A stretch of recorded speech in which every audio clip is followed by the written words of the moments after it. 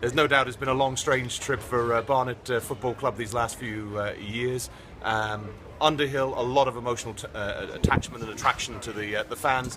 It was a rusting wreck, but as the fans would say, it was their rusting wreck, and that takes a lot of overcoming. There's no doubt about it. But the facilities here at the Hive, absolutely fantastic. And there's also no doubt with the 3G pitches, with the other income streams coming in, this club had to move forward, otherwise it would have moved backwards. The club wouldn't be in the Football League if it had stayed where it was any longer there. It is a difficult process, keeping the fans with you. The club has moved out of the borough. It's just 7 miles, but it's 40 minutes by car. That's a long, long way in any way, shape or form. But the core is still there. You're talking 1,000, 1,200, 1,400 supporters.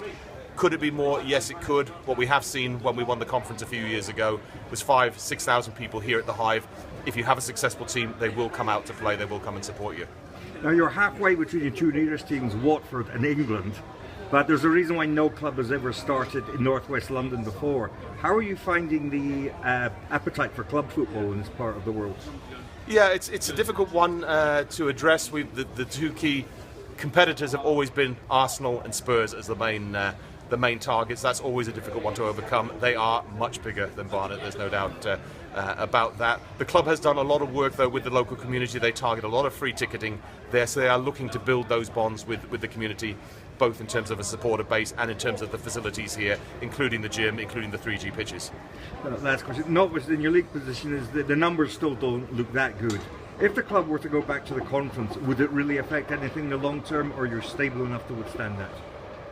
Barnet are one of the, in terms of absolute budgets, they're one of the stronger teams within the division as they currently stand now. That would make them, I think, one of the bigger teams again in the conference. Having said that, you've got a lot of big fish in that league.